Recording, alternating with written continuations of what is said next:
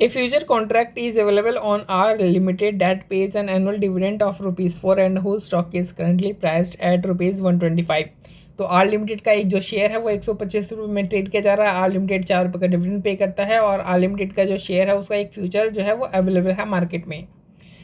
Each future contract calls for delivery of 1000 shares to stock in 1 year daily marking to market। तो यहाँ पे आपको contract size बता रखा है, लॉट साइज बता रखा है कि एक कॉन्ट्रैक्ट में आपको 1000 फ्यूचर्स होते हैं। The corporate treasury bill rate is 8%, यानी जो risk free rate of interest है वो आपका 8% का है। रिक्वायर्ड, अब क्या हमसे क्या पूछ रहा है, given the above information what should the price of one future contract be. तो एक फ्यूचर कॉन्ट्रैक्ट का प्राइस बताओ। तो देखो सबसे पहले तो हम एक फ्यूचर का प्राइस निकालेंगे, फिर इसको इंटू 1000 कर देंगे। क्यों? क्योंकि एक कॉन्ट्रैक्ट में 1000 फ्यूचर्स होते हैं। तो हम सबसे पहले हम एक फ्यूचर का निकालते हैं प्राइस क्या होगा। तो सबसे पहले तो फ्यूचर का प्राइस निकालने के लिए फॉर्मूला कौन सा यूज़ किया जाए, सबसे पहले हमें ये चेक करना पड़ेगा। तो चलो फॉर्मूला देखते हैं कौन सा निकालेंगे। अच्छा ये बताओ, जो अंडरलाइंग एसेट है क्या उससे किसी तरीके की आपको इनकम हो रही है या इनकम नहीं हो रही है? जी इनकम तो हो रही है। अच्छा आपको इनकम हो रही है तो इनकम किस एब्सोल्यूट टर्म्स में दे रखी है या फिर इनकम आपको यील्ड परसेंटेज में दे रखी है? इनकम जो हो रही है यानी डिविडेंड जो 4 रुपये है वो हमें दे रखा है, यानी इनकम कौन सी टर्म्स में? एब्सोल्यूट टर्म्स में है। अच्छा इनकम एब्सोल्यूट टर्म्स में है तो ये बताओ जो इंटरेस्ट रेट है वो सिंपल है, पीरियडिकली कंपाउंडिंग है या फिर कंटिन्यूसली कंपाउंडिंग है?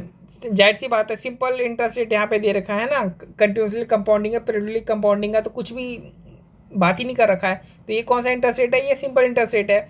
तो ऐसी केस में जब अंडरलाइंग एसेट से आपको इनकम होती है और इनकम एब्सोल्यूट टर्म्स में है और जो इनकम है वो और जो इंटरेस्ट रेट है वो आपका सिंपल है, तो हम लोग जो फॉर्मूला है वो ये वाला यूज़ करते हैं, spot value into 1+r/t minus dividend. तो स्पॉट वैल्यू क्या है? स्पॉट वैल्यू 125 है, तो 125 प्लस 1+r क्या है? 0.08 इंटू टी। टाइम क्या है? टाइम 1 साल का है तो 12/12 करोगे तो एक ही आएगा। तो टाइम क्या है? टाइम की जगह आप 1 लिखोगे, माइनस डिविडेंड कितना 4 का, तो सॉल्व करोगे तो आपका आंसर आ जाएगा 131। यानी जो एक फ्यूचर की प्राइस है वो 131 है, लेकिन हमें तो फ्यूचर कॉन्ट्रैक्ट की प्राइस पूछी है। तो हम क्या करेंगे, 131 इंटू 1000 कर देंगे, तो हमारा जो फ्यूचर कॉन्ट्रैक्ट है उसका प्राइस आ जाएगा 1,31,000। सेकेंड में कहता है कि if the company stock price decreases by 6% what will be the price of one futures contract. अब आप ये मान लो कि उसने क्या किया, उसने दोपहर में ये जो फ्यूचर्स कॉन्ट्रैक्ट है उसने ख़रीद लिया। इसने दोपहर में सुबह सुबह फ्यूचर कॉन्ट्रैक्ट खरीदा और दोपहर में क्या हुआ, शेयर की प्राइस गिर गई 6% से, शेयर की प्राइस गिर गई। तो हमको ये बताना है कि जो दोपहर में इसकी फ्यूचर की प्राइस है वो कितनी बची। तो फॉर्मूला तो हम वही लगाएंगे, लेकिन इस बार स्पॉट वैल्यू को हम गिरा देंगे। हमने स्पॉट वैल्यू 125 ली थी तो इसको 6% से गिरा दो। 6% से गिराओगे तो कितनी वैल्यू आएगी? 125 का 94% मतलब 117.5, यानी स्पॉट वैल्यू की जगह हम 117.5 डालेंगे। और अभी तो थोड़ा समय ही बीता है, 2-3 घंटे ही बीते होंगे, तो टाइम पीरियड तो अभी भी 1 ही है, अपना 1 साल का ही है ना। और रेट 0.08 है, माइनस डिविडेंड 4 का है। तो फ्यूचर का प्राइस कितना आएगा? फ्यूचर का प्राइस आएगा 122.90, लेकिन हमें फ्यूचर कॉन्ट्रैक्ट का प्राइस जानना है। तो फ्यूचर कॉन्ट्रैक्ट का प्राइस कितना हुआ?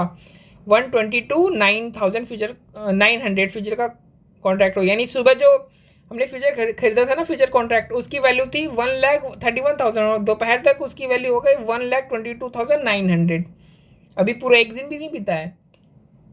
थर्ड में क्या कहता है, as a result of the company stock price decrease will an investor that has a long position in one future contract of are limited realises a gain और loss. अब ये बताओ कि जो कंपनी की जो स्टॉक प्राइस जो decrease हुई है ना, उस केस में अगर किसी इन्वेस्टर ने फ्यूचर्स में लॉन्ग पोजीशन ले रखी होती तो क्या उसको गेन होता या लॉस होता? तो पहली बात तो उसने पोजीशन ही गलत ले रखी है। अगर उसको अपना प्राइस रिड्यूस करना है और बाय डिफ़ॉल्ट हम बीटा को पॉजिटिव मानते हैं और उसने कैश मार्केट में लॉन्ग पोजीशन ले रखी है, तो उसको फ्यूचर्स में कौन सी पोजीशन लेनी होती है? Short position. लेकिन अगर उसने किसी इन्वेस्टर ने लॉन्ग पोजीशन ले रखी है तो जाहिर सी बात है उसका रिस्क तो हैज होगा नहीं और उसको क्या होगा? लॉस होगा। तो यहाँ पे देखो उसको क्या होगा? लॉस होगा, रिजल्ट इन लॉस। अब हमें ये बताना है कि जो लॉस होगा वो उसका अमाउंट क्या होगा। तो जाहिर सी बात है सुबह तक फ्यूचर कॉन्ट्रैक्ट इतना था और फ्यूचर का कॉन्ट्रैक्ट बाद में इतना हो गया दोपहर में, तो उसको लॉस कितने का हुआ? लॉस हुआ ना 8,100 रुपये का उसको लॉस हो गया। जस्ट सिंपल, बहुत ही आसान सा क्वेश्चन था ये तो।